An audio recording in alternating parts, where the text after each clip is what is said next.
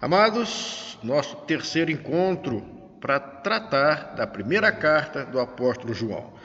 No encontro passado, nós demos o prólogo dessa carta e nós vimos João defendendo que Jesus Cristo não passou a existir. Ele existe desde o princípio. Cristo não se tornou divino após o batismo, como defendia Cirinto. Jesus não foi adotado por Deus após o batismo. Ele é Deus.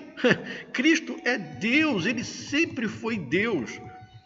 Então ele colocou no prólogo assim: o que temos visto, ouvido e nossas mãos apalparam. Ele encarnou. Ele não era o fantasma, como acreditavam os docentistas. Ele era homem, sim, como qualquer um de nós. Nós vimos, ouvimos e nossas mãos apalparam. O Verbo de Deus realmente se fez carne e habitou entre nós. A primeira carta do apóstolo João é uma carta prática, que nos leva a refletir acerca da necessidade de buscarmos a coerência entre o que dizemos e o que realmente somos e o que realmente praticamos. Ela nos alerta contra o perigo daqueles que vivem e pregam doutrinas contrárias ao ensino da palavra de Deus. João escreveu a sua primeira epístola visando combater a ameaça representada pelos ensinos heréticos de alguns falsos mestres que insurgiram dentro da própria igreja.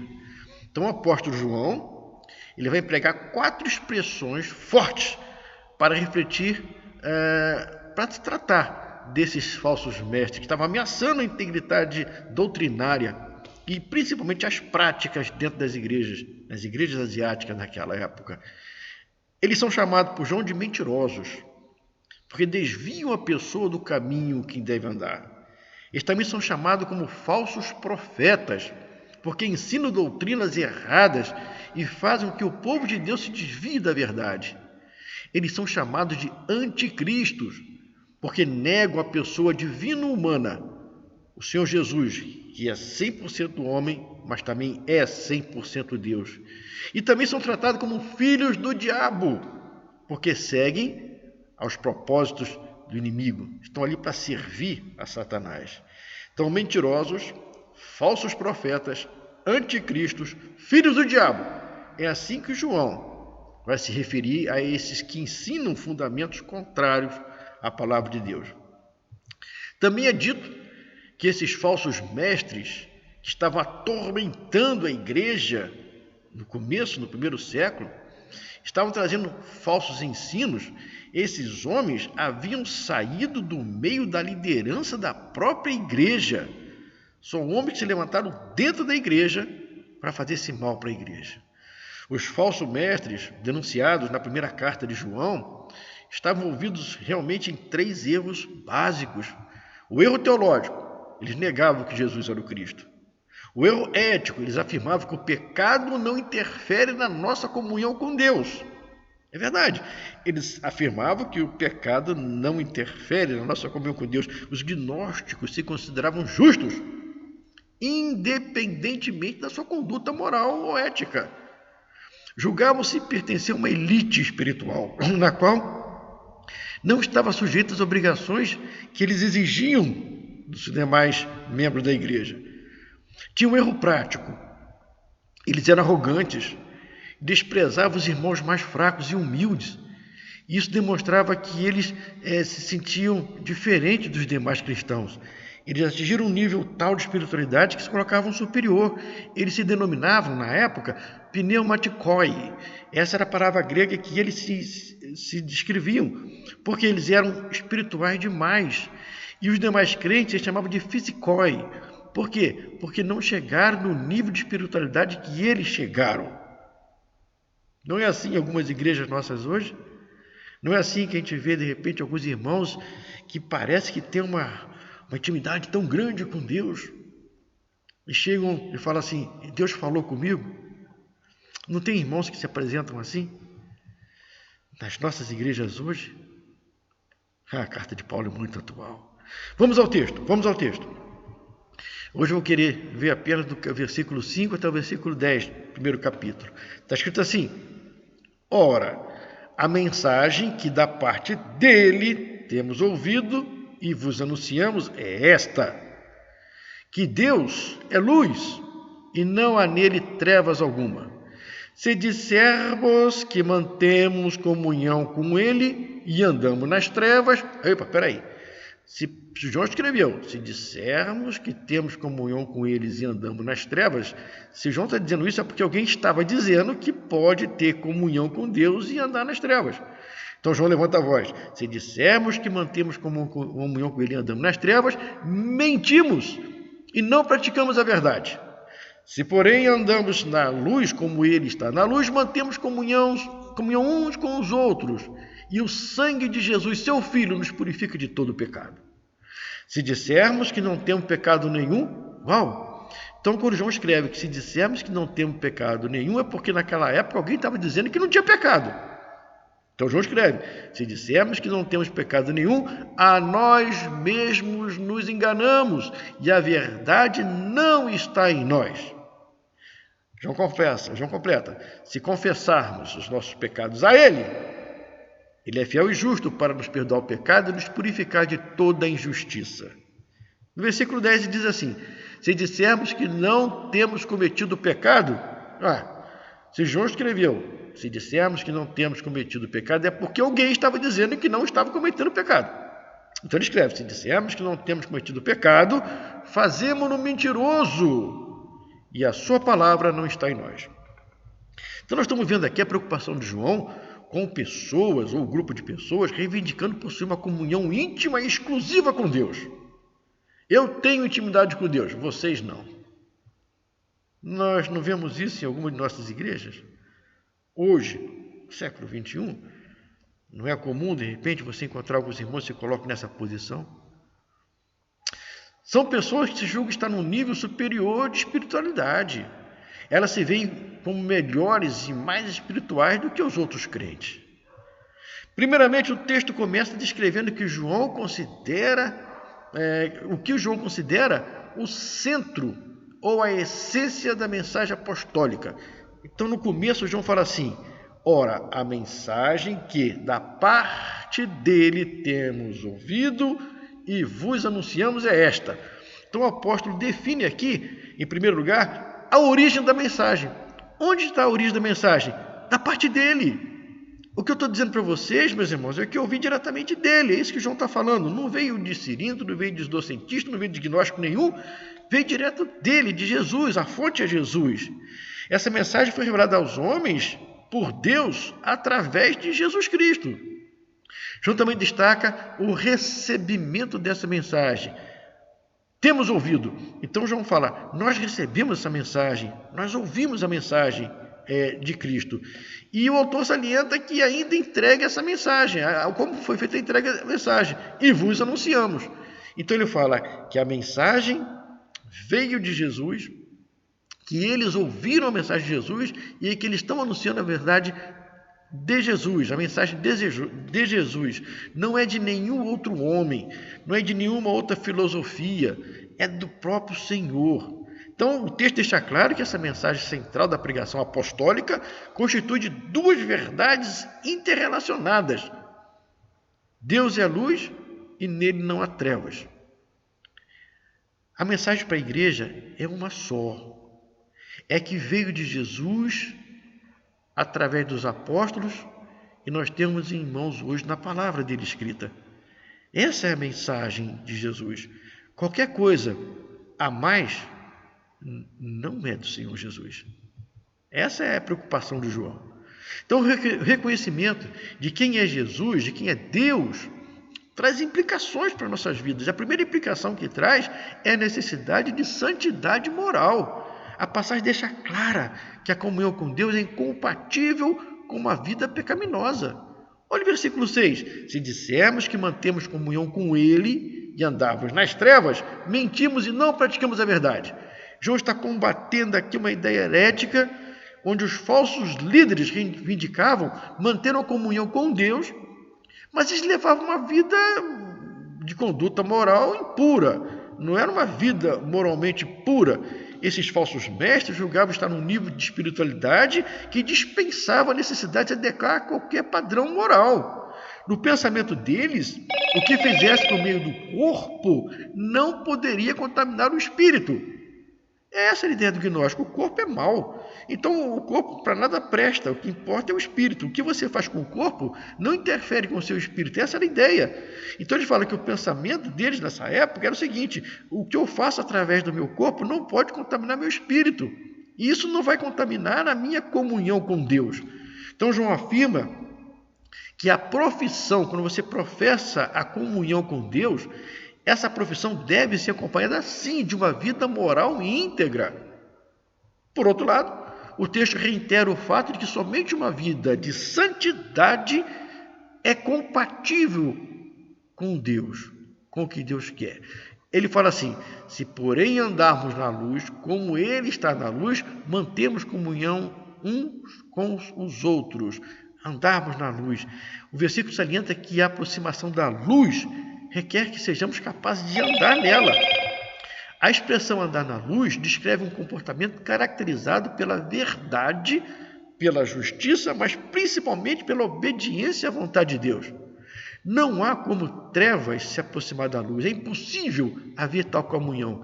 O apóstolo Paulo vai escrever aos irmãos de Coríntios, na sua segunda carta, a partir do capítulo 6, a partir do versículo 14, diz assim: portanto, que sociedade pode haver entre justiça e iniquidade? Ou da comunhão da luz com as trevas?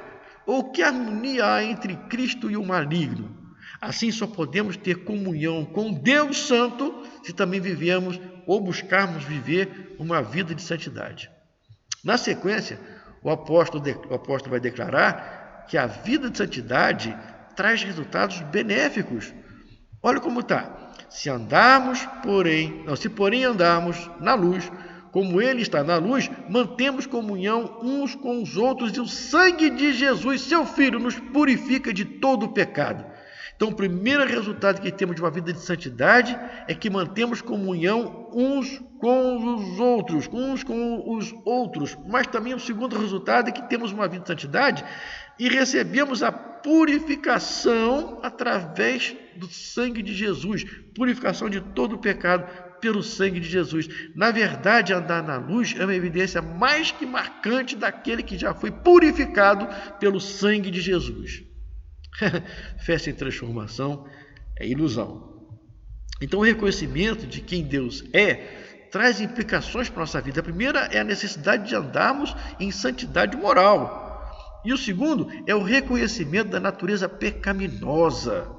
O texto salienta que a falta de conhecimento da própria natureza pecaminosa constitui-se em auto-engano. Olha o versículo 8. Se dissermos que não temos pecado nenhum, a nós mesmos nos enganamos e a verdade não está em nós.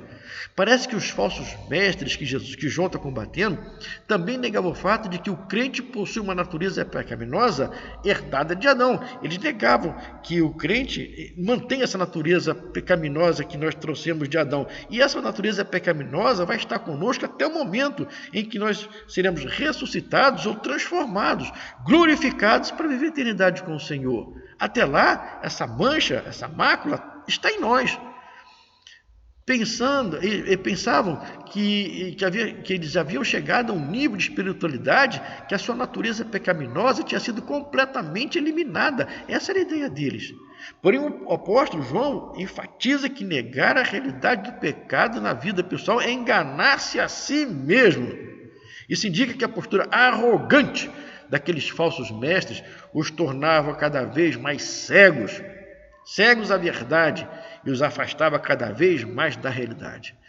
O texto também esclarece que o reconhecimento da própria pecaminosidade traz resultado benéfico para a vida do crente. Se confessarmos os nossos pecados, Ele é fiel e justo para nos perdoar os pecados e nos purificar de toda a injustiça. Assim está escrito no versículo 9.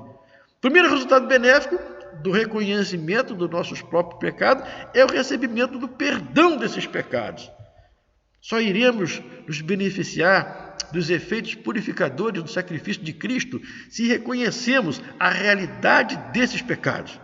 Desse modo, a confissão do pecado é uma condição para o recebimento do perdão divino. É verdade. Deus é fiel às suas alianças. Deus é fiel às suas promessas. Ele escreveu lá no Provérbios. Se você pegar o livro de Provérbios 28:13, você vai ler o que confessa, o que encobre as suas transgressões, jamais prosperará. Mas os que a confessa e as deixa, alcançará misericórdia. É a palavra do Senhor.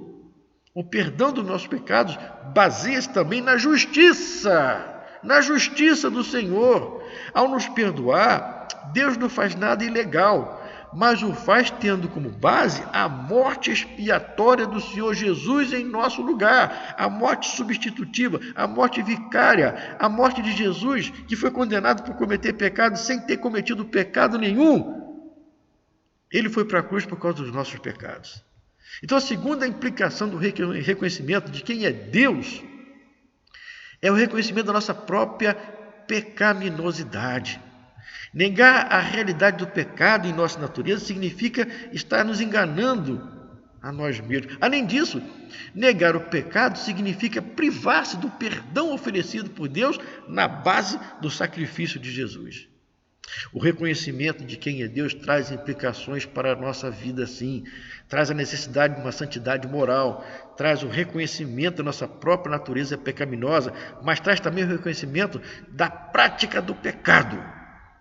O apóstolo João afirma que a falta do reconhecimento da prática do pecado torna Deus mentiroso. Olha o versículo 10. Se dissermos que não temos cometido pecado, fazemos-no mentiroso. Os hereges, confrontados por João nessa época, afirmavam que a iluminação superior os tornava incapazes de pecar. Ou seja, acreditavam que estavam num nível de espiritualidade tal que não cometiam mais qualquer tipo de pecado. Encaravam a santidade como um estado automático, permanente, na vida daqueles que atingiram certo grau de iluminação espiritual. Essa era a prática daquele tempo. Vamos olhar para nossas igrejas hoje? Já observou como a ceia do Senhor é celebrada em alguma de nossas igrejas? Normalmente a ceia do Senhor, que era para ser celebrada pensando nele, porque Jesus fala assim: fazei isso em memória de mim. Como do pão, bebo do vinho, façam isso em memória de mim. E você já percebeu como a ceia do Senhor Jesus, aplicada em algumas igrejas, é usada para você pensar em pecado? E você já viu como alguns irmãos se negam a receber os elementos, ficam contritos no seu cantinho e se negam a receber o pão e o vinho, porque naquele momento está pensando em pecado? E você viu que o Senhor Jesus falou para os apóstolos: façam isso em memória de mim, não em memória dos seus pecados? Mas ficam ali contritos, não pegam os elementos, porque ensinaram para eles que é hora de pensar em pecado. Usaram um texto de Paulo, que está brigando com a igreja de Corintos, para celebrar uma ceia. Ceia é lugar para lembrar de Deus, de Jesus. Façam isso em memória de mim. Não é em memória de A, B, ou C, ou dos seus pecados. É em memória de mim. Aí nós vemos nas igrejas que muitos recebem e outros não. Aqui está uma separação clara do que é um pecador e do que é um de alto nível espiritual que não está pecando. Se eu na minha igreja fizesse assim, eu seria o primeiro a sentar no banco e não ia receber do pão e do vinho, porque eu sou tremendamente pecador e assumo isso. Sou dependente da graça e do sangue de Jesus. Mas não, em algumas ceias as pessoas recebem o pão e o vinho mostrando: eu não tenho pecado. E o outro que se vê pecador, contrito no seu cantinho, às vezes até se recusa a ir na igreja no dia de ceia para não passar por esse constrangimento. Gente, isso aqui está errado. Não é isso que Jesus ensinou. João estava brigando com aqueles homens daquela época que faziam as coisas erradas. E nós estamos fazendo coisas erradas hoje, sim. Na ceia do Senhor, lembre-se dele, do corpo machucado, do sangue derramado. É isso que o Senhor Jesus celebrou com seus apóstolos. Não o que Paulo vai celebrar lá em Corintos com uma briga de uma igreja que estava saindo dos trilhos. Nós não fazíamos as mesmas coisas que esses falsos mestres faziam? Fazíamos sim. Fazíamos sim. Fazíamos. Então o apóstolo João vai deixar claro que negar a realidade do pecado na própria vida significa tornar Deus mentiroso, pois a sua palavra declara a universalidade do pecado. Eclesiastes 7:20 fala: não há homem justo sobre a terra que faça o bem, não há quem não peque. Então na ceia, todos são pecadores. inclusive quem está celebrando a ceia, inclusive quem está entregando os elementos. Então, se a ceia é lugar para pensar de pecado, ninguém deveria tomar ceia de acordo com o que tem se ensinado em algumas igrejas. A ceia é para lembrar de Jesus. Jesus é para lembrar dele. Façam isso em memória de mim. O versículo declara que a falta do reconhecimento da prática do pecado demonstra a ausência da palavra de Deus. Se dissermos que não temos cometido pecado, a sua palavra não está em nós. Além de tornar Deus mentiroso, aquele que nega a realidade do pecado em sua vida também demonstra que não possui a palavra de Deus em sua vida. Por mais espiritual, por mais dedicado que fomos na obra do Senhor, ainda assim não somos perfeitos. Temos pecado sim, somos pecadores dependentes completamente da graça, da misericórdia de Deus. Então, negar a realidade do pecado em nossa vida significa negar tudo o que a palavra de Deus nos ensina.